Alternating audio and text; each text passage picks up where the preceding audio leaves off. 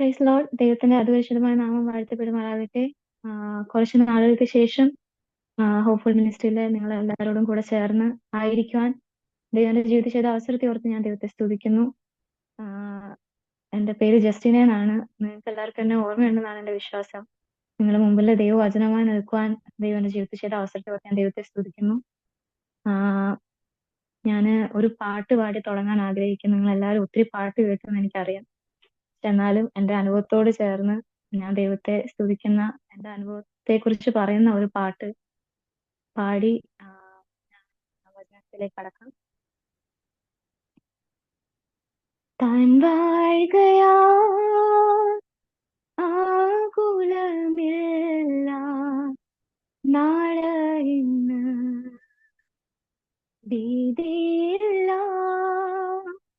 ഭാവിയെല്ലാം തൻ കയ്യിലെന്നോ താൻ എത്ര ധന്യമേ ലോക ജീവിതം ആദിവേണ്ട ആശ്രയമീകാൻ തൻ കരങ്ങൾ പിൻപിലുണ്ട് തൻ വഴികൾ സമ്പൂർണമല്ലോ ദോഷമായൊന്നും താത് ചെയ്യുകയില്ലല്ലോ. ചേർന്ന ആദി വേണ്ട ആശ്രയമീകാൻ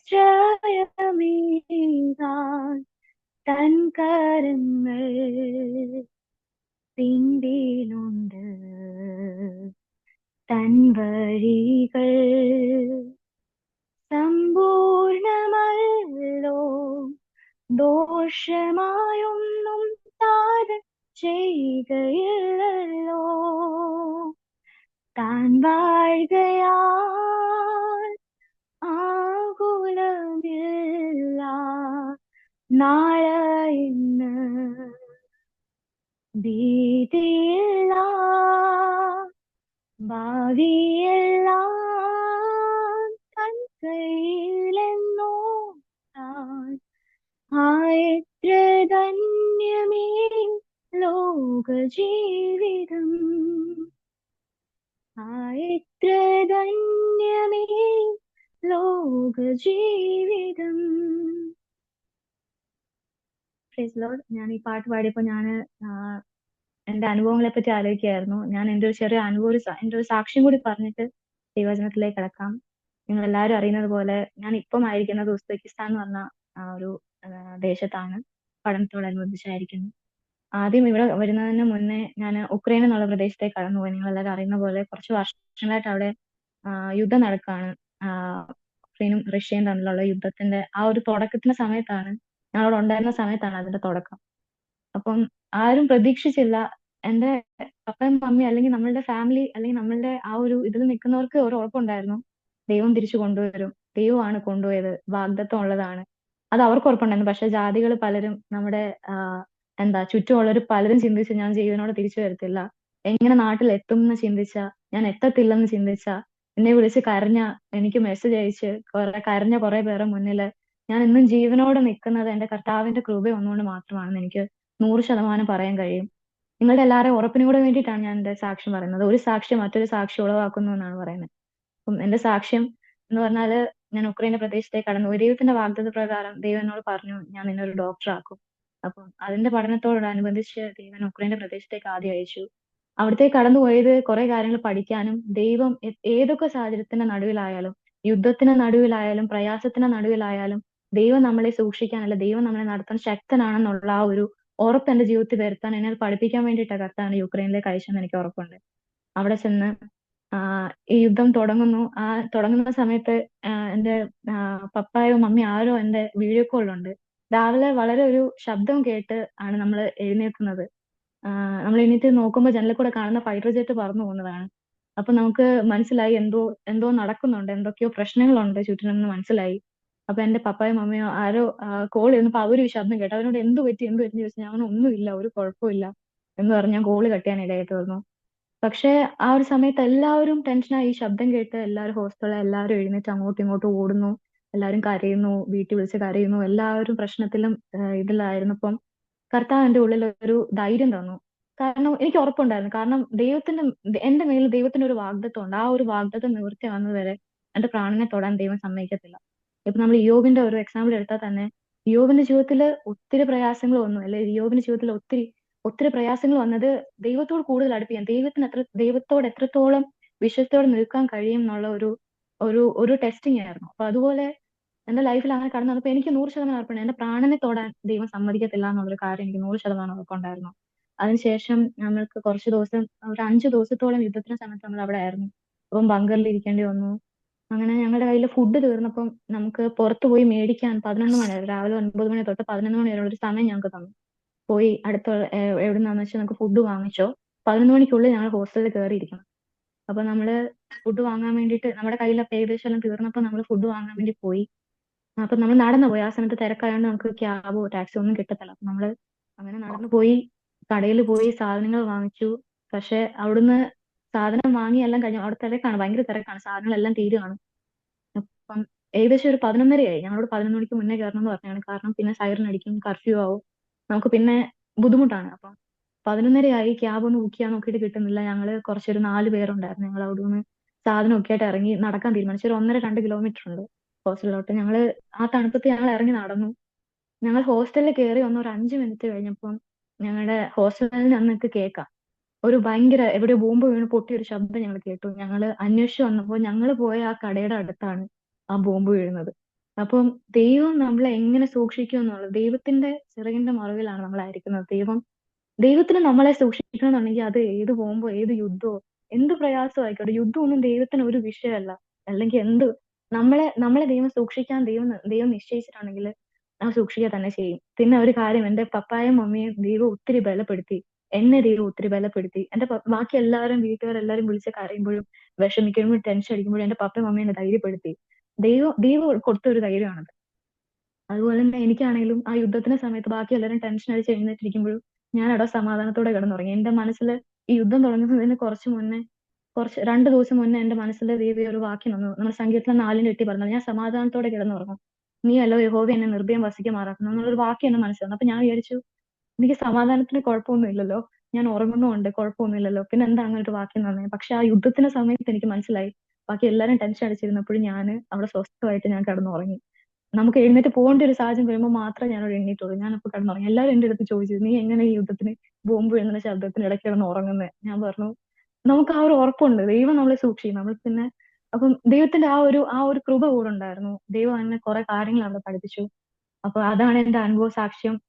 ഞാൻ കൊച്ചിലെ ഒത്തിരി പ്രാർത്ഥിക്കുന്ന ഒരാളായിരുന്നു, ദൈവമേ അങ്ങയുടെ വേലയ്ക്ക് വേണ്ടി എനിക്ക് ഇറങ്ങണമെന്നുണ്ട് കർത്താവ്, എനിക്ക് പറയാൻ ഒരു അനുഭവ സാക്ഷ്യം തരുന്ന കൊച്ചിലെ ഞാൻ എന്റെ അറിവില്ലാത്ത പ്രായത്തിൽ ഞാൻ പ്രാർത്ഥിക്കുമായിരുന്നു. യേശുച്ചാ, എല്ലാവർക്കും ഇങ്ങനെ പാസ്റ്റർമാരൊക്കെ ഇങ്ങനെ അനുഭവ സാക്ഷ്യം പറയുന്നേക്കും, ദൈവമേ എനിക്ക് പറയാൻ ഒന്നും ഇല്ലല്ലോ എന്ന് പറഞ്ഞു. യേശുച്ചൻ എനിക്ക് ഭയങ്കര ഡിഫറെന്റ് ആയിട്ടുള്ള ഒരു അനുഭവം ജീവിതത്തിൽ തന്നു. യുദ്ധത്തിലൂടെ കടത്തിവിട്ടു. പക്ഷെ പ്രാണനെ ശത്രു തൊടാതെ വേണം കർത്താവ് കാത്ത്. നിങ്ങൾ ഇന്ന് കാണുന്ന പോലെ നിങ്ങളുടെ മുന്നിൽ ആയുസ്സോടെ ആരോഗ്യത്തോടെ അയക്കാൻ കർത്താവ് സഹായിച്ചു. ഇവിടെ ഇപ്പം പഠിക്കുന്ന സ്ഥലത്താണ് കടന്നു വന്നപ്പം കുറെ പ്രശ്നങ്ങളും പ്രയാസങ്ങളും ഒക്കെ ജീവിതത്തിൽ കടന്നു വന്നു. ചില സമയം ദൈവത്തോട് ചോദിച്ചു, കർത്താവ് യേശുച്ച എനിക്ക് പറ്റുന്നില്ല, യേശുച്ച എന്താ ഞാൻ ചെയ്യേണ്ടതെന്നൊക്കെ ഞാൻ ചോദിച്ച സാഹചര്യങ്ങളുണ്ട്. ഞാൻ ഒത്തിരി കരഞ്ഞ സാഹചര്യങ്ങളുണ്ട്. പക്ഷെ അതെല്ലാം എന്നെ ഓരോ ദിവസവും ശക്തിപ്പെടുത്താനായിരുന്നു എന്ന് കർത്താവ് പിന്നീട് എന്നെ തെളിയിച്ചു തന്നു. ഇന്ന് നിങ്ങളുടെ മുൻപില് വചനമായിട്ട് നിൽക്കാൻ ദൈവം എന്നെ ഇടയാക്കിയപ്പോൾ ഞാൻ ശരിക്കും ദൈവത്തെ മഹത്വപ്പെടുത്തുക. കാരണം ഞാൻ യൂത്ത്സിന്റെ ഇടയ്ക്ക്, ചെറുപ്പക്കാരുടെ ഇടയ്ക്കൊക്കെ ദൈവവചനമായിട്ട് നിന്നിട്ടുണ്ട്, അവരുടെ അടുത്ത് പറഞ്ഞിട്ടുണ്ട്. പക്ഷെ ഇങ്ങനെ നിങ്ങൾ എന്നെക്കാൾ നല്ല പ്രായമുള്ള നിങ്ങളുടെ എല്ലാവരും മുന്നിൽ, എന്റെ പേരൻസിന്റെ പ്രായമുള്ള നിങ്ങളുടെ ഒക്കെ മുന്നിൽ വചനമായിട്ട് നിൽക്കാൻ ദൈവം തരുന്ന ഒരു അവസരം എന്ന് പറയുന്നത്, അത് ശരിക്കും ഒരു വലിയ പ്രിവിലേജ് ആണ്. ദൈവത്തിന്റെ വചനമായിട്ട് നിൽക്കുക എന്ന് പറയുന്നത്. അപ്പം അതില് ഞാൻ ഒത്തിരി സന്തോഷിക്കുന്നു. ഞാൻ ഇന്ന് അല്പസമയം നിങ്ങളോട് ദൈവജനത്തിൽ നിന്ന് സംസാരിക്കാനായി. നമുക്ക് നമ്മുടെ ശ്രദ്ധ വചനത്തിലേക്ക് തിരിക്കാം. ഞാൻ ഈ മീറ്റിംഗിന് വേണ്ടി പ്രാർത്ഥിച്ചപ്പം ദൈവം എനിക്ക് തന്ന മനം തിരിയുക എന്നുള്ള ഒരു ഇതിനെ പറ്റിയാണ് ഞാൻ ഒരു വിഷയത്തെ പറ്റിയാണ് ഞാൻ സംസാരിക്കാൻ ആഗ്രഹിക്കുന്നത്. അപ്പം മനം തിരിയുക എന്ന് പറയുമ്പോൾ തന്നെ നമുക്ക് മനം എന്ന് പറഞ്ഞാൽ എന്താണ്, ആദ്യം മനസ്സ് എന്താണ് മനസ്സ് തിരിയുക എന്നാണ് അതിന്റെ അർത്ഥം. മനം തിരിയുക, മനസ്സ് തിരിയുക. അപ്പോൾ ആദ്യം തന്നെ മനസ്സ് എന്താണ്? നമ്മുടെ ശരീരം, ഒരു ഹ്യൂമനെ, ഒരു മനുഷ്യൻ ദേഹം, ദേഹി, ആത്മാവ് എന്നുള്ള 3 ഘടകങ്ങൾ കൊണ്ടാണ് ഒരു മനുഷ്യനുള്ളത്. അപ്പം ദേഹം, നമ്മൾ ഈ പുറമേ കാണുന്ന ഈ ബോഡി. ദേഹി നമ്മുടെ പേഴ്സണാലിറ്റി, നമ്മുടെ മൈൻഡ്, നമ്മുടെ മനസ്സെന്ന് പറയും. പിന്നെ ആത്മാവ്, നമ്മുടെ ഉള്ളിലുള്ള ജീവൻ, ദൈവം തന്നിരിക്കുന്ന ആത്മാവ്. അപ്പൊ നമ്മൾ ഇവിടെ പറയുന്ന മനം തിരിയുക എന്ന് പറയുമ്പോൾ ആ മൈൻഡ്, ദേഹിക്ക് വരുന്ന ഒരു മാറ്റം, ദേഹിക്ക് മാറ്റം വരിക എന്ന്. അതായത് ആ ദേഹിയാണ് നമ്മുടെ സംസാരത്തെ, നമ്മുടെ ചിന്തയെ, നമ്മൾ എന്ത് ചെയ്യണം എന്നുള്ള എല്ലാ കാര്യത്തിനെയും കൺട്രോൾ ചെയ്യുന്നത് നമ്മുടെ ദേഹിയാണ്. അപ്പൊ നമ്മുടെ മൈൻഡ്, നമ്മുടെ മനസ്സ് തിരിയുക, മനം തിരിയുക എന്നുള്ള ഒരു വേർഡിന്, ഒരു വിഷയത്തെ പറ്റിയാണ് ഞാൻ പറയാൻ ആഗ്രഹിക്കുന്നത്. ആദ്യം തന്നെ നമുക്ക് മനം തിരിയാന്ന് പറയുമ്പോൾ നമ്മളുടെ മനസ്സിലെ ചിന്തകൾ വരാം. മനം തിരിയാന്ന് പറഞ്ഞാൽ മനം എന്തിൽ നിന്ന് തിരിയാം, എന്തിലേക്ക് തിരിയാം എന്നുള്ള രണ്ട് കാര്യങ്ങൾ നമുക്കിന്ന് നോക്കാം. ആദ്യമായി മനം എന്തിൽ നിന്ന് തിരിയണം. ആരെങ്കിലും എന്നെ ഒന്ന് വായിച്ച് സഹായിക്കണം. അപ്പോസ്തല പ്രവൃത്തി 3-ാം അധ്യായം 19-ാം വാക്യം. അപ്പോസ്തല പ്രവൃത്തി 3-ാം അധ്യായം 19-ാം വാക്യം.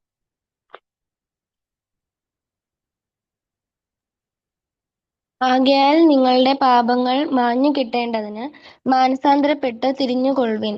എന്നാൽ കർത്താവിന്റെ സമ്മുഖത്തു നിന്ന് ആശ്വാസകാലങ്ങൾ വരികയും നിങ്ങൾക്ക് അപ്പൊ അവിടെ പറയുന്നു, അപ്പൊ അവിടെ പറയുന്നത് നമ്മുടെ മനസ്സ് തിരിയുക, എന്തിൽ നിന്ന് അവിടെ പറയുന്നു ആകയാൽ നിങ്ങളുടെ പാപങ്ങൾ മാഞ്ഞു കിട്ടേണ്ടതിന് മാനസാന്തരപ്പെട്ട് തിരിഞ്ഞുകൊള്ളുക. അപ്പം എന്തിൽ നിന്ന് തിരിയണം എന്നുള്ളതിന്റെ ആൻസർ ആണ് അവിടെ പറയുന്നത്. പാപത്തിൽ നിന്ന് തിരിയുക. നമ്മുടെ മനസ്സ് എന്തിൽ നിന്ന് തിരിയണം? പാപത്തിൽ നിന്ന് തിരിയുക. അപ്പൊ നമുക്ക് സ്വാഭാവികമായിട്ടും ചോദ്യം വരും. നമുക്ക് എല്ലാവർക്കും അറിയാം, നമ്മൾ ക്രിസ്ത്യാനികൾ എന്നുള്ള രീതിയിൽ നമ്മൾ കൊച്ചിലെ തൊട്ട് അല്ലെങ്കിൽ കേട്ടോണ്ടിരിക്കുന്ന കാര്യമാണ് പാപം. ദൈവം നമ്മുടെ പാപങ്ങൾക്ക് വേണ്ടി മരിച്ചു, അല്ലെങ്കിൽ നമ്മുടെ പാപം നമ്മൾ വിട്ടു തിരിയണം, അങ്ങനെയുള്ള കാര്യങ്ങൾ. പക്ഷെ പാപം എന്ന് വെച്ചാൽ എന്താണ് എന്ന് നമുക്ക് ആദ്യം നോക്കാം. പറയുന്നു പാപം എന്ന് വെച്ചാല് നമ്മള് ദൈവിക കൽപ്പന, ദൈവം തന്നിട്ടുള്ള കൽപ്പനകളിലെ, ദൈവം തന്നിട്ടുള്ള നിയമങ്ങളുടെ ലംഘനത്തെയും അതുപോലെ തന്നെ അത് അനുസരിക്കാതിരിക്കുന്നതിനെയാണ് പാപം എന്ന് പറയുന്നത്. അപ്പൊ നമുക്കതിന് ദൈവിക കൽപ്പനകളെ നമ്മൾ ലംഘിക്കണമെന്നുണ്ടെങ്കിൽ നമ്മൾ എന്ത് ചെയ്യണം? ആദ്യം ദൈവിക കൽപ്പനകൾ എന്തൊക്കെയാണെന്ന് അറിയണം. ദൈവിക കൽപ്പനകളെ പറ്റി പറയുന്നത് മത്തായി 22-ാം അധ്യായം 37 തൊട്ട് 39 വരെയുള്ള വാക്യത്തില് പറയുന്നുണ്ട്. മത്തായി 22-ന്റെ 37 തൊട്ട് 39 വരെ. യേശു അവനോട്, നിന്റെ ദൈവമായ കർത്താവിനെ നീ പൂർണ്ണ ഹൃദയത്തോടും പൂർണ്ണ ആത്മാവോടും പൂർണ്ണ മനസ്സോടും കൂടെ സ്നേഹിക്കണം. ഇതാകുന്നു വലിയതും ഒന്നാമത്തതുമായ കൽപ്പന. രണ്ടാമത്തേത് അതിനോട് സമം. കൂട്ടുകാരനെ നിന്നെപ്പോലെ തന്നെ സ്നേഹിക്കണം. ഈ രണ്ട് കൽപ്പനകളിൽ സകല ന്യായപ്രമാണവും പ്രവാചകന്മാരും അടങ്ങിയിരിക്കുന്നുവെന്ന് പറഞ്ഞു. അപ്പം ദൈവിക കൽപ്പന എന്ന് പറയുന്നത് നമുക്ക് ആദ്യം തന്നെ നമ്മൾ എന്തൊക്കെ ചെയ്യണം, നമ്മൾ ബൈബിളില് പഴയ നിയമം തൊട്ട് പുതിയ നിയമം വരെ എന്തൊക്കെ ചെയ്യണം, നമ്മൾ എന്തൊക്കെ ചെയ്യരുത്, നമ്മൾ എന്തൊക്കെ ചെയ്യണം, എന്തൊക്കെ ചെയ്യരുത് എന്നുള്ളതിനെ പറ്റി നമ്മൾ വേർതിരിച്ചിട്ടുണ്ട്. നമ്മളോട് ദൈവം പറയുന്നു നിന്റെ കൂട്ടുകാരൻ നിന്നെ പോലെ തന്നെ സ്നേഹിക്കുക, അല്ലെങ്കിൽ നമ്മൾ ദൈവം തന്നിരിക്കുന്ന കൽപ്പനകൾ എന്തൊക്കെ ചെയ്യണം, എന്തൊക്കെ ചെയ്യരുത് എന്നുള്ളത്, എന്തൊക്കെ ചെയ്യരുത് എന്നുള്ളത് നമ്മളുടെ 10 കൽപ്പനകളിൽ പറഞ്ഞു. കൊല ചെയ്യരുത്, വ്യഭിചാരം ചെയ്യരുത്. അതൊക്കെ നമുക്ക് പുറപ്പാട് 20-ന്റെ 3 തൊട്ട് 17 വരെയുള്ള വാക്യത്തിൽ നമുക്ക് കാണാം. പുറപ്പാടും 20-ാം അധ്യായം 3 തൊട്ട് 17 വരെ വാക്യം.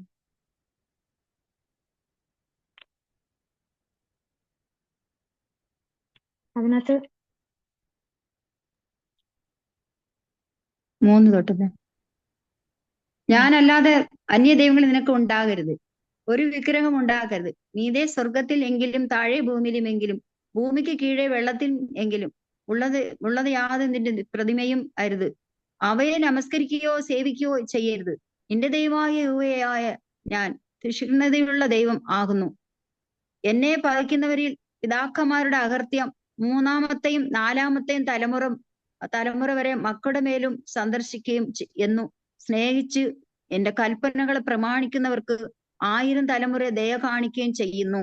നിന്റെ ദൈവമായ യഹോവയുടെ നാമം വൃഥാ എടുക്കരുത്. ഇവിടെ നമുക്ക് അതിന്റെ 3-ാം വാക്യം തൊട്ട് 17-ാം വാക്യം വരെ ദൈവം ഇസ്രായേൽ മക്കൾക്ക് കൊടുത്ത 10 കൽപ്പനകളെ പറ്റി പറയുന്നുണ്ട്. അവിടെ ആദ്യം തന്നെ പറയുന്നു, ആന്റി വായിച്ചതുപോലെ, ഞാനല്ലാതെ അന്യ ദൈവങ്ങൾ നിങ്ങൾക്ക് ഉണ്ടാകരുത്. അപ്പം നമ്മുടെ യഹോവയായ ദൈവത്തെ അല്ലാതെ വേറൊരു ദൈവത്തെ ആരാധിക്കരുത് എന്നുള്ള കാര്യമാണ്. ഓക്കെ, നമ്മളത് ഫോളോ ചെയ്യുന്നവരാണ്. പിന്നെ താഴോട്ട് പറയുന്നു, ഒരു വിഗ്രഹവും ഉണ്ടാക്കരുത്. മീതെ സ്വർഗത്തിലെങ്കിലും താഴെ ഭൂമിയിലെങ്കിലും ഒരു വിഗ്രഹം, ഒന്നിന്റെയും പ്രതിമ ഉണ്ടാക്കരുത്, ഒന്നിനെയും ആരാധിക്കരുത് എന്നുള്ളൊരു ഇത് തരുന്നുണ്ട്. അപ്പൊ അവിടെ നമ്മൾ ശ്രദ്ധിക്കേണ്ട ഒരു കാര്യം, ഇപ്പൊ നമ്മളൊരു കാണുന്ന ഒരു ശില്പത്തെ ഉണ്ടാക്കി വെച്ചില്ലെങ്കിലും നമ്മളെ ദൈവത്തെക്കാൾ ഉപരി എന്തിനെങ്കിലും നമ്മൾ ആരാധിക്കുന്നുണ്ടെങ്കിൽ, അല്ലെങ്കിൽ നമ്മൾ ദൈവത്തെക്കാൾ ഉപരി വേറെ എന്തിനെങ്കിലും ഇമ്പോർട്ടൻസ് ഉള്ള, നമ്മുടെ ഫാമിലി ആയിക്കോട്ടെ, നമ്മുടെ ജീവിതത്തിൽ നമ്മുടെ കരിയർ ആയിക്കോട്ടെ, നമ്മുടെ പഠനം ആയിക്കോട്ടെ, നമ്മൾ ദൈവത്തെക്കാൾ ഉപരി നമ്മൾ എന്തിനെങ്കിലും ഒരു ഇമ്പോർട്ടൻസ് കൊടുക്കുന്നുണ്ടെങ്കിൽ അതൊരു വിഗ്രഹാരാധനയാണ്. അതായത് നമ്മൾ ദൈവത്തെക്കാൾ ഉപരിയാണ് അതിനെ കാണുന്നത്. അപ്പൊ അത് വിഗ്രഹമായിട്ടാണ്. ഓക്കെ. അപ്പം ആ ഒരു പോയിന്റ് ആണ് അവിടെ പറഞ്ഞിരിക്കുന്നത്. പിന്നെ താഴോട്ട് വരുമ്പോൾ ആ 3 തൊട്ട് 6 വരെയുള്ള വാക്യത്തിൽ അതിനെ പറ്റിയാണ് പറയുന്നത്. പിന്നെ പറയുന്നു, എന്റെ ദൈവമായ യഹോവയുടെ നാമം വൃഥാ എടുക്കരുത്. ദൈവത്തിന്റെ നാമം വെറുതെ എടുക്കാനുള്ള ഒരു അധികാരം നമുക്കില്ല. നമുക്ക് ദൈവം പറഞ്ഞിരിക്കുന്ന സാഹചര്യങ്ങളിൽ മാത്രം നമ്മൾ അത്രയും ഭക്തിയോടെ ഉപയോഗിക്കുന്നതാണ് ദൈവത്തിന്റെ നാമം. പിന്നെ പറയുന്നു, ശബത്ത് നാളിനെ ശുദ്ധീകരിപ്പാൻ ഓർക്കുക. 6 ദിവസം അധ്വാനിച്ച് നിന്റെ വേലയൊക്കെയും ചെയ്യുക. അപ്പൊ അവിടെ പറയുന്ന ഒരു കാര്യം, നമ്മൾ സൺഡേ നമ്മൾ ചർച്ചിൽ പോകാൻ വേണ്ടി നമുക്ക് ഓഫ് തരുന്നത് പോലെ നമ്മൾ 6 ദിവസവും വേല ചെയ്തു. ദൈവം അതിനുള്ള ഒരു അധികാരം തരുന്നുണ്ട്, അതിനുള്ള ഒരു സ്വാതന്ത്ര്യം തരുന്നു. 6 ദിവസവും നിങ്ങൾ വേല ചെയ്തു, പക്ഷെ എന്നെ 7ാമത്തെ ദിവസം നിങ്ങൾ എന്റെ ശബത്ത് ആചരിക്കുവാൻ ഓർക്കുക. ഇപ്പൊ നമുക്ക് ചിലപ്പോൾ ഞായറാഴ്ചകളായിരിക്കും ചിലർക്ക് ശമ്പളം കൂട്ടി കൊടുക്കുന്നത്. എന്താ അപ്പം ദൈവത്തിന്റെ ആരാധന അല്ലെങ്കിൽ ദൈവം പറഞ്ഞിരിക്കുന്ന ആ കൽപ്പനയെ ലംഘിച്ചുകൊണ്ട് നമ്മൾ ചെന്ന് ആ ഒരു അത് ചെയ്യരുത്. ദൈവത്തിന് കൊടുക്കേണ്ട ഇമ്പോർട്ടൻസ് ദൈവത്തിന് തന്നെ കൊടുക്കുക. നമ്മളിപ്പോ പഴയ കാലത്തില് വേല ചെയ്യരുതെന്ന് പറയുമ്പോൾ നമ്മൾ പുതിയ കാലത്ത് നമ്മൾ ജോലിക്ക് പോരും. ലൈക്ക് നമുക്കിപ്പോ എത്രയൊക്കെ ലോകത്തിൽ എത്രയൊക്കെ ശമ്പളം കിട്ടുമെന്ന് പറഞ്ഞാലും എത്രയൊക്കെ ഉന്നതികൾ കിട്ടുമെന്ന് പറഞ്ഞാലും നമ്മൾ ദൈവം പറഞ്ഞിരിക്കുന്ന ആ ശബത്ത് ആചരിപ്പാൻ ഓർക്കുക. അതാണ് അത് കഴിഞ്ഞിട്ട് പിന്നെ പറയുന്നു, നിന്റെ ദൈവമായ യഹോവ നിനക്ക് തരുന്ന ദേശത്ത് നീ ദീർഘായുസ്സോടെ ഇരിക്കാൻ നിന്റെ അപ്പനെയും അമ്മയെ ബഹുമാനിക്കുക. അപ്പൊ നമ്മൾ നമ്മുടെ പേരൻസിനെ ബഹുമാനിക്കുന്നുണ്ടോ, നമ്മൾ അവർ പറയുന്ന അനുസരിക്കുന്നുണ്ടോ, അതും ദൈവത്തിന്റെ കൽപ്പനയിലുള്ള ഒരു കാര്യമാണ്. പിന്നെ പറയുന്നു, കൊല ചെയ്യരുത്. നമ്മൾ ഈ വലിയ വലിയ പാപങ്ങളൊന്നും ചെയ്യുന്നവരായിരിക്കില്ല. ഇവിടെ പറയുന്നു, കൊല ചെയ്യരുത്, വ്യഭിചാരം ചെയ്യരുത്, മോഷ്ടിക്കരുത്. നമ്മൾ ചിലപ്പം ഒരു മോഷ്ടിക്കരുതെന്ന് പറയുമ്പോൾ ഒരു ചെറിയൊരു മുട്ടായി ആയിക്കോട്ടെ, അല്ലെങ്കിൽ ചെറിയൊരു പേപ്പർ ആയിക്കോട്ടെ, വേറൊരാളുടെ നമ്മൾ ചോദിക്കാതെ ഒരിക്കലും എടുക്കാൻ പാടില്ല. ദൈവം നമുക്ക് തന്നിട്ടുള്ള കൽപ്പനകളാണ് അതെല്ലാം. പിന്നെ പറയുന്നു, കൂട്ടുകാരന് നേരെ കള്ളസാക്ഷ്യം പറയുന്നത്. അതായത് കൂട്ടുകാരൻ അവൻ ശരിയായിട്ടുള്ള കാര്യം ചെയ്തെന്ന് നമുക്കറിയാം, പക്ഷെ നമ്മൾ ബാക്കിയുള്ളവരുടെ അടുത്ത് കള്ളസാക്ഷ്യം പറയുക, ഇല്ല അവൻ അങ്ങനെ തെറ്റ് ചെയ്തു എന്ന് അവനെതിരെ പറയുക, അവൻ ചെയ്യാത്ത കാര്യം അവനെതിരെ പറയുകയാണെങ്കിൽ ഇതും ദൈവത്തിന്റെ കൽപ്പനയുടെ ഒരു ലംഘനമാണ്. പിന്നെ പറയുന്നു, കൂട്ടുകാരന്റെ ഭവനത്തെ മോഹിക്കരുത്. കൂട്ടുകാരന്റെ ഭാര്യയും അവന്റെ ദാസിയും അവന്റെ കാളയും കഴുതയും കൂട്ടുകാരനുള്ള യാതൊന്നിനെയും മോഹിക്കരുത്. ഇവിടെ പറയുന്ന കൂട്ടുകാരന്റെ യാതൊന്നും ഇവിടെ പറയുന്ന ഒരു കാളയും കഴുതയും. പണ്ടത്തെ കാലത്ത് കാളയും കഴുതയായിരുന്നെങ്കിൽ ഇപ്പോഴത്തെ കാലത്ത് വണ്ടി, വീട്, അല്ലെങ്കിൽ പിന്നെ അവർക്കുള്ള വസ്തുവകകൾ, നമ്മൾ അതിനെ മോഹിക്കാൻ പാടില്ല. എനിക്കത് വേണം എന്നുള്ളൊരു ചിന്ത, ആ ഒരു ചിന്ത പോലും നമ്മുടെ മനസ്സിൽ വരരുത്. അത് ദൈവിക കൽപ്പനയുടെ ലംഘനമാണ്. അപ്പൊ ഇതൊക്കെയാണ് ചെയ്യരുത്. ദൈവിക കൽപ്പനയിൽ എന്തൊക്കെ ചെയ്യരുതെന്ന് പറഞ്ഞിരിക്കുന്നത്, അതിന്റെ ലിസ്റ്റാണ് നമ്മളിപ്പോ ഇവിടെ കണ്ടത്. പിന്നെ പറയുന്നുണ്ട് എന്തൊക്കെ ചെയ്യണം എന്ന് പറഞ്ഞതിൻ്റെത് ആണ് നമ്മൾ അവിടെ വായിച്ചത്. ആൻഡ് മത്തായി 22:37 തൊട്ട് 39 വരെ നമ്മൾ വായിച്ചു.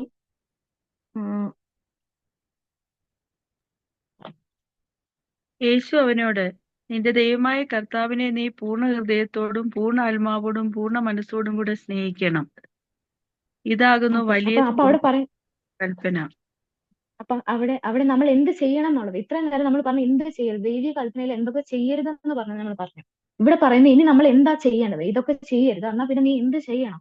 അവിടെ ആദ്യം പറയുന്നു, ദൈവം ആദ്യം പറഞ്ഞ കാര്യം, നിന്റെ ദൈവമായ കർത്താവിനെ നീ പൂർണ്ണ ഹൃദയത്തോടും പൂർണ്ണ ആത്മാവോടും പൂർണ്ണ മനസ്സോടും കൂടെ സ്നേഹിക്കണം. നമ്മൾ കർത്താവിനെ സ്നേഹിക്കുന്നു എന്ന് പറഞ്ഞിട്ട് നമ്മൾ നമ്മുടെ പൂർണ്ണ മനസ്സ്, നമ്മളുടെ ആ ഒരു ആത്മാർത്ഥത, ആ ഒരു ഇന്റൻസിറ്റിനെ, നമ്മളൊരു ആത്മാർത്ഥതനെയാണ് ദൈവം അവിടെ പറയുന്നത്. നമ്മൾ ദൈവത്തെ സ്നേഹിക്കുന്നു എന്ന് പറയുന്നു, പക്ഷെ നമ്മൾ എത്രത്തോളം ദൈവത്തെ സ്നേഹിക്കുന്നുണ്ട്? നമ്മുടെ പൂർണ്ണ ആത്മാവോടെയാണോ? നമ്മുടെ പൂർണ്ണ ഹൃദയത്തോടെയാണോ? നമ്മുടെ പൂർണ്ണ മനസ്സോടെയാണോ? മനസ്സെന്ന് പറയുന്നത് ചിന്താഗതി. നമ്മൾ എന്ത് ചിന്തിക്കുന്നു എന്നുള്ളത് ബാക്കിയുള്ളവർ കാണുന്നില്ല.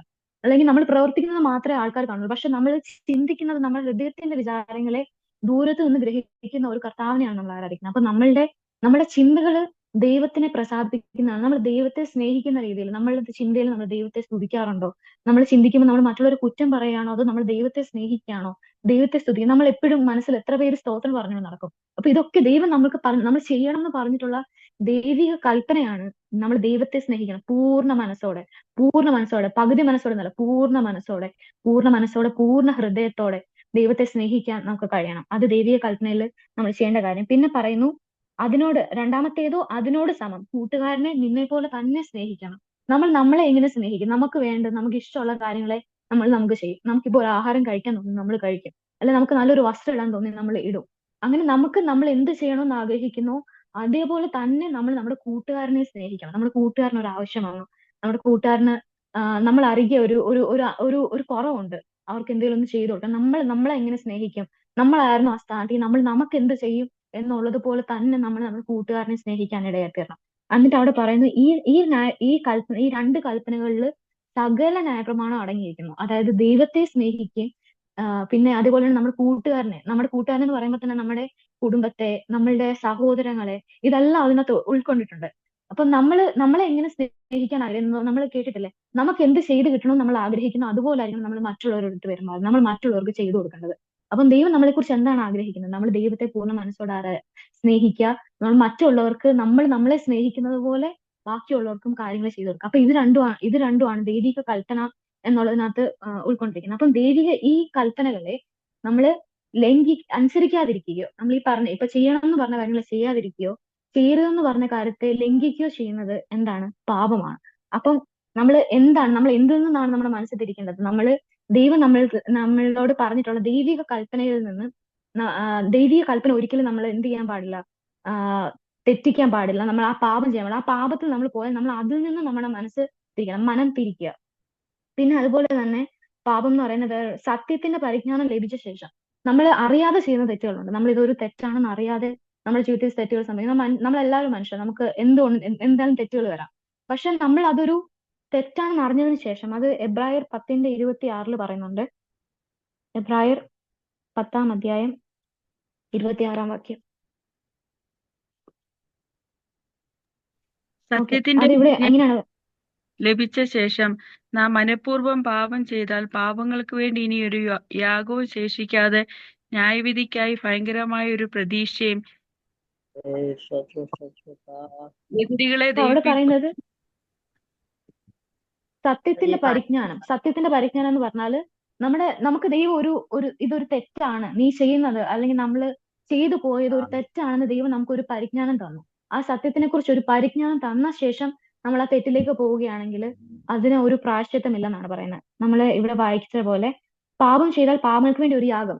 പണ്ടത്തെ കാലത്ത് പഴയ നിയമത്തിലാണെങ്കിലും പുതിയ നിയമത്തിൽ യേശുക്രിസ്തു നമ്മുടെ സകല പാപങ്ങൾക്ക് വേണ്ടിയിട്ട് യാഗമായി നമ്മൾ പാർക്കും. പഴയ നിയമത്തിലാണെങ്കിലും ഒരു തെറ്റ് ചെയ്താൽ ഒരു യാഗം കഴിക്കാം. പക്ഷെ ഓൾറെഡി തെറ്റാണ് അത്, ആ ഒരു യാഗം അവിടെ കഴിഞ്ഞു പിന്നെ അതിനൊരു പ്രായശ്ചിത്തം ഇല്ല. അപ്പൊ നമ്മൾ ആ ഒരു തെറ്റിന്റെ പരിജ്ഞാനം ലഭിച്ച ശേഷം ആ തെറ്റ് ചെയ്താലും അത് പാപമാണ്. പിന്നെ അപ്പൊ നമ്മൾ എന്തിൽ നിന്ന് തിരിയണം എന്നുള്ള, ആ പാപത്തിൽ നിന്ന് തിരിയണം എന്നുള്ള ആ ഒരു ടോപ്പിക്കിന് ശേഷം ഇനി നമ്മൾ നോക്കുന്നത് എന്തിലേക്ക് തിരിയണം.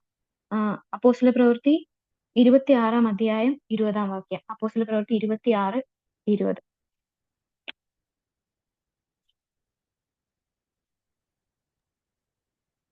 ആദ്യം ദമസ്കോസിലും യെരൂശലേമിലും യഹൂദ്യ ദേശത്തെങ്ങും ഉള്ളവരോടും പിന്നെ ജാതികളോടും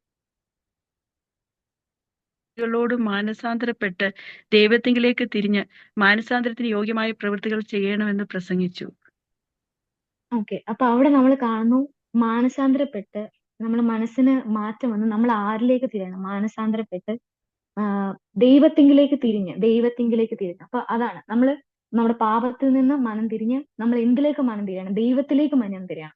അവിടെ പറയുന്നു നമ്മൾ ദൈവത്തിലേക്ക് മനം തിരിഞ്ഞാൽ നമ്മുടെ മനസ്സിന് ഒരു ചേഞ്ച് വരും. അതാണ് അവിടെ പറയുന്നത് മാനസാന്തരം എന്നൊരു വേർഡ് അവിടെ യൂസ് ചെയ്യുന്നത്.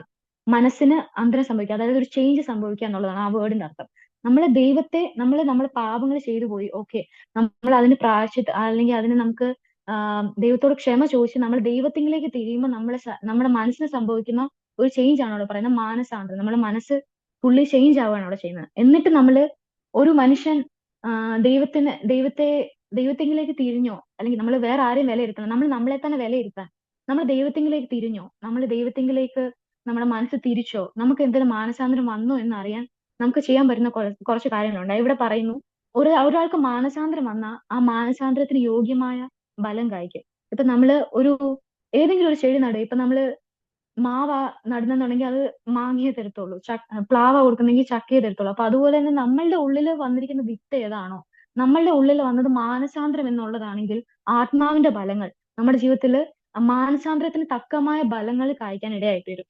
അപ്പം അതേപോലെ തന്നെ ദൈവത്തിന് പ്രസാദമായുള്ളത് ചെയ്യുമ്പോഴും നമ്മുടെ ഉള്ളിൽ നിന്ന് വരുന്ന ഫലങ്ങളും കൊണ്ടാണ് നമ്മൾ ദൈവത്തിലേക്ക് തിരിഞ്ഞോ, നമ്മുടെ മനസ്സിനൊരു മാനസാന്തരം ഉണ്ടായോ എന്ന് നമുക്ക് അറിയാൻ കഴിയുന്നത്. നമുക്ക് എഫേസ്യർ 5-ാം അധ്യായം 9-10 വാക്യങ്ങൾ പ്രസാദമായത് ചെയ്യുക എന്നുള്ള അതിനെപ്പറ്റി പറയുന്നുണ്ട്. എഫേസ്യർ 5:9-10. കർത്താവിന് കർത്താവിന് പ്രസാദമായത് എന്തെന്ന് പരിശോധിച്ചുകൊണ്ട് വെളിച്ചത്തിനുള്ളവരായി നടന്നുകൊള്ളുവീൻ. സകല സൽഗുണവും നീതിയും സത്യവുമല്ലോ വെളിച്ചത്തിന്റെ ഫലം. അപ്പൊ അവിടെ പറയുന്നുണ്ട് പ്രസാദമായത് ചെയ്യുമ്പോൾ നമ്മൾ ഇരുട്ടിൽ നിന്ന് മാറി വെളിച്ചത്തിലേക്ക് പോവുകയാണ്. അവിടെ ഇരുട്ടും വെളിച്ചം എന്നുള്ള ആ വേർഡ് യൂസ് ചെയ്യുന്നതിന്റെ മെയിൻ കാരണം മിക്കവാറും എല്ലാവരും തെറ്റ് ചെയ്യാൻ ആഗ്രഹിക്കുന്നത് ആരും കാണാതെയായിരിക്കും. എല്ലാവരും കാണുക, നമ്മൾ ആരും തെറ്റിയിട്ടില്ല. അപ്പൊ അതാണ് ആ ഇരുട്ടിന്റെ ആ ഒരു വെളിച്ചത്തിന് ഡിഫറൻസ് അവിടെ പറയുന്നതിന്റെ കാര്യം. നമ്മൾ വെളിച്ചത്തിൽ നിന്നുകൊണ്ട് ആരും പാപം ചെയ്യത്തില്ല. എല്ലാവരും കാണുക, നമ്മൾ ഒരിക്കലും പാപം ചെയ്യത്തില്ല. അപ്പൊ നമ്മളുടെ ലൈഫിൽ നമ്മൾ മനസ്സ് തിരിഞ്ഞ് ദൈവത്തിലേക്കായിട്ടുണ്ടെങ്കിൽ നമ്മുടെ ലൈഫിൽ വരുന്ന ഫലങ്ങളും വെളിച്ചത്തിന്റെ ഫലങ്ങളായിരിക്കും. അപ്പം അവിടെ പറയുന്നത് പ്രസാദമായത് ചെയ്യുമ്പോൾ വരുന്ന വെളിച്ചത്തിന്റെ ഫലങ്ങളെ കുറിച്ചാണ് പറയുന്നത്. സൽഗുണം, നീതി, സത്യം, ഇങ്ങനെ 3 കാര്യങ്ങളെ കുറിച്ച് അവിടെ പറയുന്നുണ്ട്. സൽഗുണം, നീതി, സത്യം. സൽഗുണം എന്ന് പറഞ്ഞാൽ നല്ല കാര്യങ്ങളെ ചെയ്യുക. നീതി എന്ന് പറഞ്ഞാൽ ശരിയായിട്ടുള്ള കാര്യങ്ങളെ ചെയ്യുക, സത്യമായിട്ടുള്ള കാര്യങ്ങൾ ചെയ്യുക. അപ്പൊ നമ്മുടെ ലൈഫിൽ നമ്മൾ നല്ല കാര്യങ്ങളെ ചെയ്യുമ്പോൾ, അല്ലെങ്കിൽ ദൈവം നമ്മുടെ അടുത്ത് പറഞ്ഞിരിക്കുന്ന ശരിയായിട്ടുള്ള കാര്യങ്ങളെ ചെയ്യുമ്പോൾ നമുക്ക് നമ്മളെ തന്നെ വിലയിരുത്താം. നമ്മൾ ദൈവം പറയുന്ന ആ കറക്റ്റ് ആയിട്ടുള്ള കാര്യങ്ങളാണോ ചെയ്യുന്നത്, അല്ലെങ്കിൽ ദൈവം പറഞ്ഞ പോലെ നമ്മൾ നല്ല കാര്യങ്ങളെയാണോ ചെയ്യുന്നത്, ദോഷമായിട്ടുള്ള കാര്യങ്ങളെയാണോ ചെയ്യുന്നത്. ഈ കാര്യങ്ങൾ നമ്മൾ നോക്കുമ്പോൾ നമുക്ക് തന്നെ നമ്മളെ വിലയിരുത്താൻ കഴിയും. നമ്മൾ ദൈവത്തിലേക്ക് തിരിഞ്ഞോ, നമ്മുടെ മാനസികമായ ബലം, യോഗ്യമായ ബലം എന്നൊരു കാര്യം പറയുന്നുണ്ട്. നമുക്ക് എല്ലാവർക്കും അറിയുന്നതാണ് ആത്മാവിന്റെ ബലങ്ങളെ പറ്റി. അത് ഗലാത്യർ 5-ാം അധ്യായം 22-ാം വാക്യത്തിൽ പറയുന്നുണ്ട്. ഗലാത്യർ 5:22. ആത്മാവിന്റെ ഫലമോ ആത്മാവിന്റെ സ്നേഹം, ഫലമോ സ്നേഹം, സന്തോഷം, സമാധാനം, ദീർഘക്ഷമ, ദയ, പരോപകാരം, വിശ്വസ്തത, സൗമ്യത, ഇന്ദ്രിയജയം. ഈ വകയ്ക്ക് വിരോധമായ ഒരു ന്യായപ്രമാണമില്ല. ക്രിസ്തു യേശുവിനുള്ളവർ ജഡത്തെ അതിന്റെ രാഗമോഹങ്ങളെ കൂടെ കുരിശിച്ചിരിക്കുന്നു. ഓക്കെ, അപ്പൊ ഇവിടെ പറയുന്ന ആത്മാവിന്റെ ബലങ്ങൾ, അപ്പൊ നമ്മൾ ക്രിസ്തുവിലേക്ക് തിരിഞ്ഞുവെങ്കിൽ, നമ്മൾ മാനസാന്തരപ്പെട്ടുവെങ്കിൽ അതിന് തക്കതായുള്ള ബലം കായ്ക്കുന്നതാണ്. അപ്പൊ ആ ആത്മാവിന്റെ ബലങ്ങളെ കുറിച്ചാണ് അവിടെ പറഞ്ഞിരിക്കുന്നത്. അവിടെ പറയുന്നു സ്നേഹം. നമുക്ക് മറ്റുള്ളവരുടെ അടുത്ത് ഒരു പക വരാതെ നമുക്ക് എല്ലാവരെയും സ്നേഹിക്കാൻ കഴിയും. ആരോടും ഒരു വിദ്വേഷം വരാതെ നമുക്ക് ഒരാളെ സ്നേഹിക്കാൻ കഴിയുന്നുണ്ടെങ്കിൽ നമുക്ക് പറയാൻ കഴിയും നമ്മൾ ദൈവത്തിങ്കിലേക്ക് തിരിഞ്ഞു. പിന്നെ പറയുന്നു സന്തോഷം. നമുക്ക് എത്രയൊക്കെ പ്രശ്നങ്ങൾ വന്നാലും, എത്രയൊക്കെ പ്രതിസന്ധികളുടെ നടുവിലാണെങ്കിലും നമുക്ക് ക്രിസ്തുവിൽ ഒരു സന്തോഷം നമ്മുടെ ഉള്ളിൽ ഉണ്ടായിരിക്കും. മറ്റുള്ളവർ കാണുമ്പോൾ തന്നെ നമുക്ക് ഒരു ഡിഫറൻസ് ഫീൽ ചെയ്യുന്നവർക്ക്. അപ്പം അത് നമ്മൾ ദൈവത്തിലേക്ക് തിരിഞ്ഞോ ഇല്ലയോ എന്ന് നമുക്ക് മനസ്സിലാക്കാനുള്ള ഒരു ഇൻഡിക്കേറ്റർ ആണ്. പിന്നെ അതുപോലെ തന്നെ പറയുന്നു സമാധാനം. നമ്മുടെ ജീവിതത്തിൽ ഭയങ്കര ഒരു പീസ് നമ്മുടെ ജീവിതത്തിൽ ദൈവം തരും. എത്രയൊക്കെ ഇപ്പൊ പറഞ്ഞ പോലെ യുദ്ധത്തിന്റെ അവസ്ഥയാണെങ്കിലും, അല്ലെങ്കിൽ എന്ത് പ്രതിസന്ധി ആയിക്കോട്ടെ നമ്മുടെ ലൈഫിൽ, ബാക്കി എല്ലാവരും നമ്മൾ തകർന്നു പോയെന്ന് ചിന്തിച്ച സ്ഥാനത്ത് ഇനി നമ്മൾ ഉയർന്നു വരത്തില്ലെന്ന് ചിന്തിച്ച സ്ഥാനത്ത് ദൈവം നമ്മളുടെ ഉള്ളിൽ ഒരു സമാധാനം തരിക ചെയ്യും. പിന്നെ പറയുന്നു ദീർഘക്ഷമ. ദൈവം ബൈബിളിൽ പറയുന്നത് 7ഉം 70 വട്ടം ക്ഷമിക്കുക എന്നാ പറയുന്നത്. അതായത് നമ്മളോട് ഒരാൾ ഒരു തെറ്റ് ചെയ്തു, അല്ലെങ്കിൽ നമുക്ക് അക്സെപ്റ്റ് ചെയ്യാൻ പറ്റാത്ത ചില കാര്യങ്ങൾ നമ്മളെടുത്ത് ചെയ്തു, നമുക്കത് ക്ഷമിക്കാൻ കഴിയുന്നുണ്ടോ? ദീർഘമായിട്ട് ക്ഷമിക്കാൻ കഴിയുന്നുണ്ടോ? കുറെ ക്ഷമിക്കാൻ കഴിയുന്നുണ്ടോ? അത് നമ്മൾ ദൈവത്തിലേക്ക് തിരിഞ്ഞോ എന്നറിയാനുള്ള ഒരു സൈനാണ്. ഇപ്പൊ നമ്മുടെ ജീവിതത്തിൽ നമ്മൾ ഒട്ടും പ്രതീക്ഷിക്കാത്ത ഒരാളായിരിക്കും ചിലപ്പോൾ നമ്മളെ വേദനിപ്പിച്ചത്, അല്ലെങ്കിൽ നമ്മൾ അറിയാതെ നമ്മളെ പറ്റി കുറ്റങ്ങൾ പറഞ്ഞത്. വേറെ ആരും കേട്ടില്ലെങ്കിൽ നമ്മളെ ഈ പറയുന്നതൊക്കെ ദൈവം കേൾക്കുന്നുണ്ട്. പക്ഷെ ദൈവം നോക്കുന്നത് എന്താ? നമ്മൾ അവരോട് ക്ഷമിക്കുന്നുണ്ട്. കർത്താവ് നമ്മളോട് ക്ഷമിച്ചതുപോലെ, കർത്താവ് നമ്മുടെ പാപങ്ങളെ ക്ഷമിച്ചതുപോലെ നമ്മൾ ആരും ഇതുവരെ ആരോടും ക്ഷമിച്ചിട്ടില്ല. നമ്മൾ എത്രയൊക്കെ എത്രയോ പ്രാവശ്യം ദൈവമേ ഞാൻ ഇനി ചെയ്യത്തില്ലെന്ന് പറഞ്ഞു പോയിട്ട് പിന്നെയും ചെയ്ത പല തെറ്റുകളും ദൈവം നമ്മളോട് എത്രയോ പ്രാവശ്യം ക്ഷമിച്ചപ്പോൾ ദൈവം നമ്മുടെ അടുത്ത് നോക്കുന്നത് നിങ്ങൾ ക്രിസ്തുവിനെ പോലെ ആവാനാ പറഞ്ഞത്. മനസ്സിലായി? നമ്മൾ ക്രിസ്തുവിന്റെ ഭാവമുള്ളവരായി നമ്മൾ ക്രിസ്തുവിനെ പോലെ ആകുമ്പോൾ കർത്താവ് മറ്റുള്ളവരോട് ക്ഷമിച്ചു. എത്ര പ്രാവശ്യം ക്ഷമിച്ചു. നമ്മൾ ജനിച്ച കാലം തൊട്ട് നമ്മൾ ഇതുവരെ ഇന്ന് എടുത്താൽ തന്നെ നമ്മൾ ഇന്ന് എന്തോരം തെറ്റ് ചെയ്തു. നമ്മൾ ചിന്തയിലൂടെ ആയിക്കോട്ടെ, വേറെ ആരും കാണാൻ നമ്മളെ ചിന്തയിലൂടെ ആയിക്കോട്ടെ, അല്ലെങ്കിൽ നമ്മുടെ സംസാരം കൊണ്ടായിക്കോട്ടെ, അല്ലെങ്കിൽ നമ്മുടെ കണ്ണുകൊണ്ടായിക്കോട്ടെ, നമ്മൾ എന്തൊക്കെ തെറ്റ് ചെയ്തു. പക്ഷെ അതൊക്കെ ദൈവം നമ്മളോട് ക്ഷമിച്ചതുപോലെ ദൈവം നമ്മളെ കുറിച്ച് ആഗ്രഹിക്കുന്നത് നമ്മൾ മറ്റുള്ളവരോട് എന്തുള്ളവരായിരിക്കണം? ദീർഘക്ഷമയുള്ളവരായിരിക്കണം. അപ്പൊ അങ്ങനെ ദീർഘക്ഷമ ഉണ്ടെങ്കിൽ നമ്മൾ ദൈവത്തെങ്കിലേക്ക് തിരിഞ്ഞു എന്നുള്ളതിന്റെ ഒരു സൈനാണ്. പിന്നെ പറയുന്നു ദയ. നമ്മൾ മറ്റുള്ളവരോട് നമുക്ക് ദയ കാണിക്കാൻ കഴിയുന്നുണ്ടോ? ഒരാൾ നമ്മുടെ അടുത്ത് വന്ന് എന്തെങ്കിലും ചോദിച്ചാൽ, അവർക്ക് ഇല്ലാത്തൊരു കാര്യം ചോദിച്ചാൽ നമുക്ക് അവരോട് ഒരു ദയ, നമുക്ക് ആ ഒരു കൈൻഡ്നെസ് നമുക്ക് അത് തോന്നുന്നുണ്ട്. നമ്മുടെ മനസ്സ് കല്ലായി പോയി എന്ന് നമുക്ക് തോന്നുന്നുണ്ടെങ്കിൽ നമ്മുടെ ദയ നഷ്ടപ്പെട്ടു പോയി.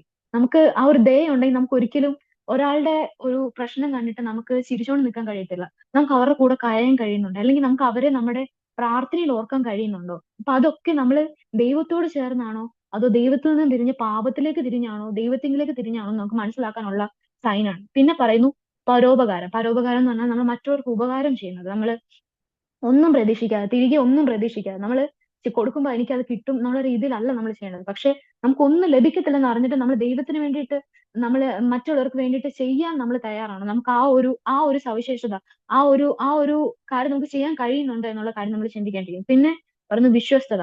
നമ്മളെ ദൈവം ഏൽപ്പിക്കുന്ന അല്ലെങ്കിൽ ലോകത്തിലെ ആൾക്കാർ ഏൽപ്പിക്കുന്ന ചെറിയൊരു കാര്യത്തിലാണെങ്കിലും കൂടി നമ്മൾ വിശ്വസ്തരാണോ എന്നുള്ള കാര്യം നമ്മൾ ചിന്തിക്കേണ്ടിയിരിക്കുന്നു. അല്ലെങ്കിൽ നമ്മൾ ദൈവത്തിൽ നിന്ന് ഒത്തിരി അകന്നാണെന്ന് നമ്മൾ മനസ്സിലാക്കാനുള്ള ഒരു ഒരു ഒരു ഒരു ഒരു മുന്നറിയിപ്പാണിത്. നമുക്ക് ദൈവം ഇപ്പൊ നമ്മളെ ദൈവം ഏൽപ്പിച്ച കാര്യങ്ങളുണ്ട്, മനുഷ്യർ നമ്മളെ ഏൽപ്പിക്കുന്ന കാര്യങ്ങളുണ്ട്. ഇപ്പൊ ഒരു ജോലി ആയിക്കോട്ടെ, അവര് കണ്ടില്ല, അപ്പൊ ഞങ്ങൾ അങ്ങനെ ചെയ്തില്ലെങ്കിലും കുഴപ്പമില്ല. ഇപ്പൊ എന്റെ അടുത്തൊന്ന് ക്ലീൻ ചെയ്യാൻ പറഞ്ഞു, അപ്പൊ ഞാൻ അത് വൃത്തിയായിട്ട് ക്ലീൻ ചെയ്തില്ലെങ്കിലും കുഴപ്പമില്ല, ആരും ശ്രദ്ധിക്കുന്നില്ല. അങ്ങനല്ല, നമ്മൾ ചെയ്യുന്ന ഓരോ പ്രവൃത്തിയിലും, നമ്മുടെ ഓരോ സംസാരത്തിലും നമ്മൾ ദൈവം ഏൽപ്പിക്കുന്ന, അല്ലെ നമ്മളെ ആരെങ്കിലും ഏൽപ്പിക്കുന്ന ഒരു കാര്യത്തിൽ നമ്മൾ എത്രത്തോളം വിശ്വസ്തരാണ്. അല്ലെങ്കിൽ നമ്മളിപ്പോ പൈസ സൂക്ഷിക്കാൻ ഏൽപ്പിച്ചു, എന്തും ആയിക്കോട്ടെ, അത് ഏത് വിഷയമായിക്കോട്ടെ, നമ്മൾ ഏത് കാര്യത്തിലും വിശ്വസ്തതയുള്ളവരാണ് എന്ന് നമ്മൾ നമ്മളെ തന്നെ ശോധന ചെയ്യണം.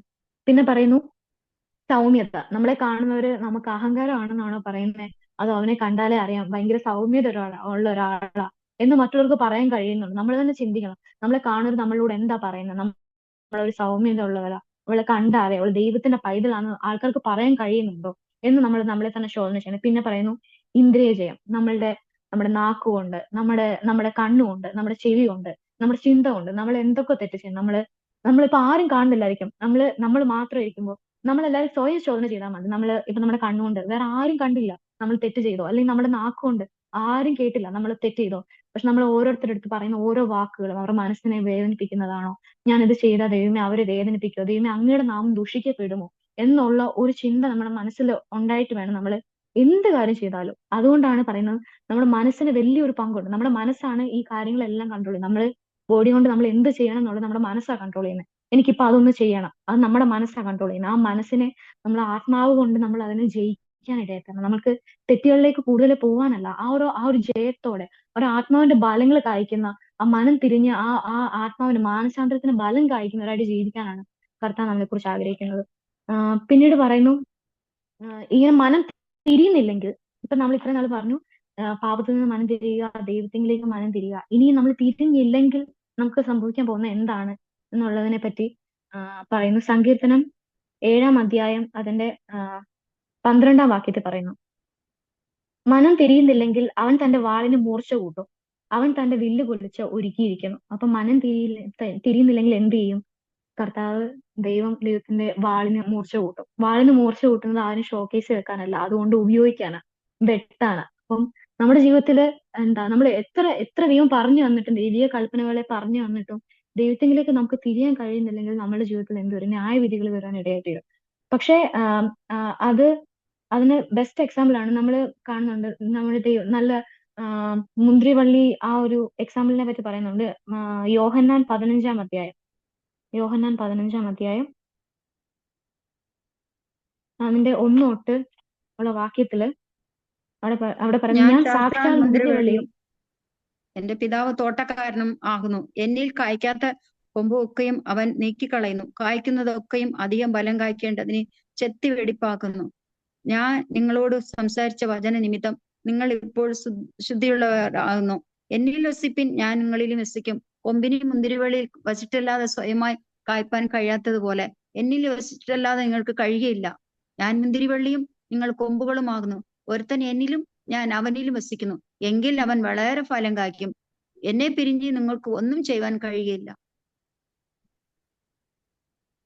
അവിടെ പറയുന്നു നമ്മള് നല്ല ബലം കാഴ്ചയില്ലെങ്കിൽ ആ ചെത്തി വെടിപ്പാക്കിയ ആ ഒരു വാളുകൊണ്ട് നമ്മളെ വെട്ടാനിടയായിത്തീരും. ചിലപ്പോൾ നമ്മുടെ ജീവിതത്തിൽ കുറച്ചുകൂടി ബലം കായ്ക്കുന്നുണ്ട്, ദൈവം നമ്മളെ ചെത്തി വെടിപ്പാക്കും. ദൈവം കുറെ ക്ഷമിക്കും. ദൈവം ദീർഘക്ഷമയുള്ള ദൈവമാണെന്ന് ബൈബിളിൽ പറയുന്നുണ്ട്. ദൈവം ഒത്തിരി ക്ഷമിക്കും, ദൈവം നമുക്ക് വേണ്ടി ഒത്തിരി വെയിറ്റ് ചെയ്യും. പക്ഷെ എന്നിട്ടും നമ്മൾ ദൈവം പറയുന്ന പോലെ, അല്ലെങ്കിൽ ദൈവം നമുക്ക് വേണ്ടി ഇത്രയും കാര്യങ്ങൾ ചെയ്തിട്ട് നമ്മൾക്ക് ദൈവം പറയുന്ന പോലെ നമുക്ക് നിൽക്കാൻ കഴിയുന്നില്ല എന്നുണ്ടെങ്കിൽ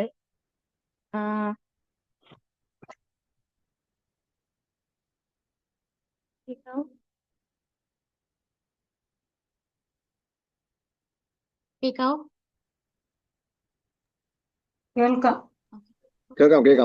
നമ്മളപ്പോ അങ്ങനെ ദൈവം നമ്മളെടുത്ത് പറഞ്ഞിട്ടുള്ള ആ കാര്യങ്ങൾ നമുക്ക് ചെയ്യാൻ കഴിയുന്നില്ലെങ്കിൽ ദൈവം നമ്മളെ വെട്ടി മാറ്റിക്കളയും. അതായത് ദൈവം നോക്കുന്നത് നല്ല ബലം കായ്ക്കുന്നുണ്ടോ എന്നാണ്. ഒരു തോട്ടക്കാരന് ആവശ്യം എന്താ? ഒരു ബലം ആവശ്യം. പക്ഷെ ആ ബലം കായ്ക്കാതെ ദൈവം ഒത്തിരിയും നമ്മളുടെ അരിയൊക്കെ വെട്ടി നമുക്ക് വേണ്ടി എല്ലാം ചെയ്തു തരും. എന്നിട്ടും കുറെ നാളെ നമ്മൾ ബലം കായ്ക്കുന്നില്ല, ദൈവം പറയുന്നത് പോലെ ചെയ്യുന്നില്ല എന്നുണ്ടെങ്കിൽ നമ്മളെ വെട്ടി തീയിലിട്ട് കളയും. പക്ഷെ ദീർഘക്ഷമയുള്ള ദൈവം നമ്മളോട് ഒത്തിരി ക്ഷമിക്കും. പക്ഷെ ആ ഒരു കാലത്തിന് ശേഷം നമ്മളെ വെട്ടി തീയിലിട്ട് കളയാൻ ഇടയായിത്തീരും. അവിടെ പറയുന്നു നമുക്ക് നല്ലൊരു ബലം കായ്ക്കണമെങ്കിൽ നമ്മൾ ക്രിസ്തുവിലായിരിക്കണം. അവിടെ പറയുന്നു കൊമ്പിന് മുന്തിരിവള്ളിയിൽ വസിച്ചിട്ടല്ലാതെ സ്വയമായി കായ്പാൻ കഴിയാത്തതുപോലെ എന്നിൽ വസിച്ചിട്ടില്ലാതെ നിങ്ങൾക്ക് കഴിയുകയില്ല. നമ്മൾ കർത്താവിൽ വസിക്കുന്നില്ലെങ്കിൽ നമ്മുടെ ജീവിതത്തിൽ ബലങ്ങൾ വരത്തില്ല. അതാണ് നമ്മൾ ദൈവത്തിലേക്ക് തിരിഞ്ഞോ ഇല്ലയോ നമ്മൾ അറിയാൻ ഉള്ള ഇത് ബലമാണെന്ന് പറഞ്ഞതുപോലെ നമ്മൾ ദൈവത്തിൽ വസിക്കാതെ നമുക്ക് ഒരിക്കലും ആ ഒരു ബലങ്ങൾ പുറപ്പെടുവിക്കാനും കഴിയത്തില്ല.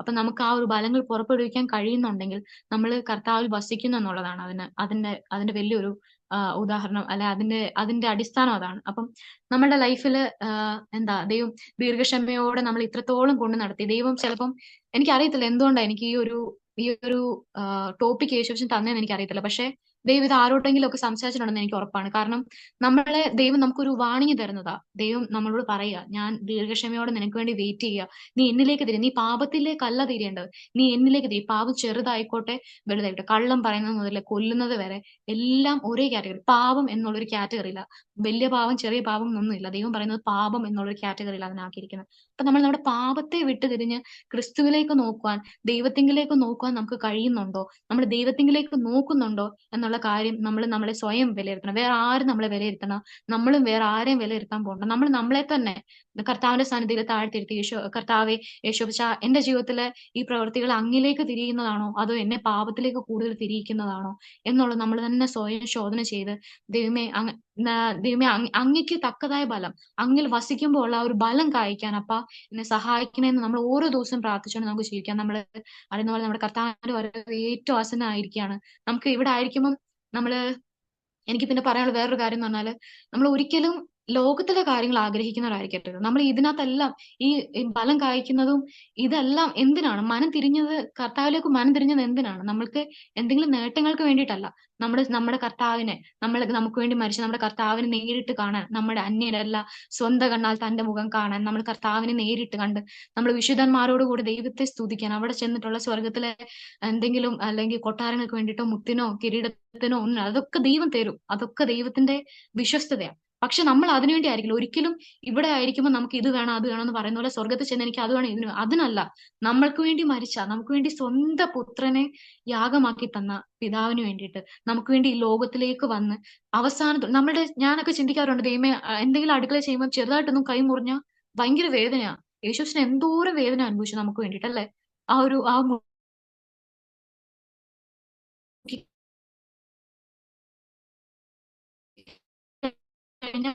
ഒരു മുള്ളിന്റെ സൈസ് ഇത്രയുണ്ട്. അത്രയും വലിയ ആണി കയ്യിലേക്ക് കുത്തി കയറ്റിയപ്പോഴും ആ വേദന എല്ലാം സഹിച്ചുകൊണ്ട് നിന്ന് എന്തിനു വേണ്ടിയിട്ടാ? നമ്മളെ ഓരോരുത്തരെയും രക്ഷിക്കാൻ വേണ്ടിയിട്ട്. അപ്പം ഒരിക്കലും നമ്മൾ അവിടെ ചെന്നിട്ടുള്ള നേട്ടങ്ങൾക്ക് വേണ്ടിയിട്ടല്ല. നമ്മൾ നമ്മുടെ കർത്താവിനെ, നമുക്ക് അതിലും വലിയ നേട്ടം വേറെ ഇല്ല. നമ്മൾ നമ്മുടെ കർത്താവിനെ സ്വന്തം കണ്ണാൽ കാണണം. നമ്മൾ കർത്താവിന്റെ വലതുഭാഗത്ത് കർത്താവിനെ മാറോട് ചേർന്നിരിക്കാൻ നമുക്ക് ഓരോരുത്തർക്കും കഴിയണം. അപ്പൊ നമ്മുടെ പ്രവൃത്തികളെ നമുക്ക് അതിന് തക്കവണ്ണം നമുക്ക് ദൈവത്തിങ്കിലേക്ക് തിരിക്കാം. നമ്മുടെ മനസ്സ് നമുക്ക് ദൈവത്തിങ്കിലേക്ക് തിരിക്കാം. ദൈവം എനിക്ക് ലോകത്തിലുള്ള ഒന്നും അല്ല കർത്താവെ. നമുക്ക് ആ ഒരു തിരിച്ചറിവ് നമുക്ക് വരണം. ഇപ്പോഴും പലർക്കും ഇല്ലാത്തൊരു തിരിച്ചറിവ്. നമ്മളെല്ലാവരും ലോകത്തിലെ എന്തെങ്കിലുമൊക്കെ കിട്ടാൻ അതിന്റെ പുറകിനോട്. ഒരിക്കലും അതല്ല കർത്താവ് നമ്മളെ കുറിച്ച് ആഗ്രഹിക്കുന്നത്. കർത്താവ് നമ്മളെ കുറിച്ച് ആഗ്രഹിക്കുന്നത് നീ എന്നിലേക്ക് വാ. ദൈവം അതിനുവേണ്ടി നമുക്ക് വേണ്ടി വെയിറ്റ് ചെയ്യുക. നീ എന്നിലേക്ക് വാ, നീ എന്നെ ഒന്ന് ശരിക്കും ആഗ്രഹിക്കും. ഞാൻ തരുന്ന സമ്മാനങ്ങൾക്ക് വേണ്ടിയിട്ടല്ല, നീ എന്നെ ഒന്ന് ശരിക്കും ഒന്ന് ആഗ്രഹിക്കും. ഞാൻ നിനക്ക് വേണ്ടി എന്റെ ജീവനെ തന്നതല്ലേ. വേറെ ആരും നമുക്ക് വേണ്ടി നമുക്ക് ആരും നമ്മുടെ ജീവൻ, നമ്മുടെ പേരൻസ് ആയിക്കോട്ടെ, ആരും നമുക്ക് ജീവനെ തന്നിട്ടില്ല. നമുക്ക് വേണ്ടി എല്ലാം കഷ്ടപ്പെടുന്നു. പക്ഷെ നമ്മുടെ ജീവനെ തന്ന് അവസാന തുള്ളി രക്തം വരെ രക്തം വാർന്ന കർത്താവ് മരിച്ചത്. അപ്പൊ അത്രയും വേദന കാൽവരിക്കുന്നിലേക്ക് ഒന്ന് നോക്കിക്കഴിഞ്ഞാൽ എന്തോരം വേദന കർത്താവ് നമുക്ക് വേണ്ടി സഹിച്ചു. അതെല്ലാം എന്തിനാ? നമ്മളെ നേടാൻ വേണ്ടിയിട്ട്. നമ്മളെ മാത്രം നമ്മൾ എന്തെങ്കിലും ഉണ്ടായിട്ടാണോ? അല്ല. നമ്മൾ ദൈവമക്കളെ നമ്മളൊന്നും ഉണ്ടായിട്ടല്ല, നമ്മളൊന്നും ആയിട്ടല്ല. നമ്മൾ കർത്താവിനെ തെരഞ്ഞെടുത്തല്ല, കർത്താവ് നമ്മളെ തെരഞ്ഞെടുത്തത്. ഞാൻ എപ്പോഴും ആലോചിക്കും, കർത്താവ് ഞാൻ വല്ല ജാതീയ കുടുംബത്തിലായിരുന്നെങ്കിൽ എനിക്ക് അങ്ങേ അറിയാൻ കഴിയുമായിരുന്നു യേശുപ്പ. എന്നാ എന്റെ ആ കുടുംബത്തിൽ എന്നെ ജനിപ്പിച്ചു എന്റെ കർത്താവ് എന്നെ തെരഞ്ഞെടുത്തത് കൊണ്ടാണ്. നമ്മളെ ഇവിടെ ഇരിക്കുന്ന ഓരോരുത്തരെയും കർത്താവ് തെരഞ്ഞെടുത്തതുകൊണ്ട്, കർത്താവ് കണ്ടതുകൊണ്ട്, നമ്മൾ ദൈവത്തെ തെരഞ്ഞെടുത്തതല്ല, ദൈവം നമ്മളെ തെരഞ്ഞെടുത്തതുകൊണ്ട് നമ്മൾ ഇവിടെ ആയിരിക്കുന്നു. അപ്പൊ നമ്മൾ ഇവിടെ കർത്താവിനെ നേരിട്ട് കാണുവാൻ, നമ്മളെല്ലാവരും അവിടെ ചെല്ലുമ്പോൾ ഒരുമിച്ച് ദൈവത്തെ സ്തുതിക്കാൻ, അതൊക്കെ ആയിരിക്കണം നമ്മുടെ ലക്ഷ്യം. ഈ ലോകത്തിൽ എന്തെങ്കിലും പണം അതെല്ലാം നശിച്ചു പോകും. നമ്മൾ ഒന്നും ഇല്ലാത്തവനാ ഈ ലോകത്തിലേക്ക് വന്നു, ഒന്നുമില്ലാതെ തന്നെ തിരിച്ചു പോകും. പക്ഷെ എന്നാൽ അവിടെ ചെല്ലുമ്പോൾ നമുക്ക് ഇവിടെ ആയിരിക്കുമ്പോൾ ദൈവം നമുക്ക് തന്നിരിക്കുക ആ ചോയ്സ്. നിനക്ക് എങ്ങോട്ടേക്ക് പോകണം എന്നുള്ളത് നിനക്ക് തിരഞ്ഞെടുക്കാം. നിന്റെ പ്രവൃത്തി എങ്ങനെയാണോ അതിന് പ്രകാരമായിരിക്കും നിന്റെ നിത്യത. അപ്പൊ നമ്മുടെ പ്രവൃത്തികൾ നമ്മൾ ദൈവത്തെ കാണുന്നതായിരിക്കട്ടെ, നമ്മുടെ പ്രവൃത്തികൾ നമ്മൾ ദൈവത്തിന് അടുത്ത് ചെല്ലുന്നതായിരിക്കട്ടെ. ദൈവത്തെ സ്വന്തം കണ്ണാൽ കണ്ട് ദൈവത്തെ ഒരുമിച്ച് വിശുദ്ധന്മാരോടുകൂടെ സ്തുതിക്കുന്ന ദൈവത്തിന് മാറോട് ചേർന്ന് ആയിരിക്കാൻ കർത്താവ് നമ്മളെ സഹായിക്കട്ടെ. നമ്മുടെ കർത്താവ് വേഗം വരുന്നു. നമുക്ക് അതിനുവേണ്ടി നമ്മളെ താൻ ഒരുങ്ങി നമ്മുടെ വിശുദ്ധിയോടെ വേർപാടോടെ നമുക്ക് ജീവിക്കാം പറഞ്ഞുകൊണ്ട് എന്റെ വാക്കിൽ നിന്ന് വിരമിക്കുന്നു. തന്ന നല്ല ആമേൻ സമയത്തിന് ആമേൻ നന്ദി. ദൈവം നമ്മളെല്ലാവരെയും ആമേൻ. അനുഗ്രഹിക്കട്ടെ. മോളെ കർത്താവ് ധാരാളമായി അനുകരിക്കട്ടെ മോളെ. അനേക കൂട്ടുകാർക്ക് ഇതുപോലെ വചനം പറഞ്ഞ് അവരെ തീയിൽ നിന്ന് വലിച്ചെടുത്ത് അപ്പന്റെ രാജ്യത്തിലേക്ക് ഒരുക്കണം. എന്റെ കർത്താവിന്റെ പൊന്നുമോളെ ധാരാളം അനുകരിക്കട്ടെ. സ്തോത്രം.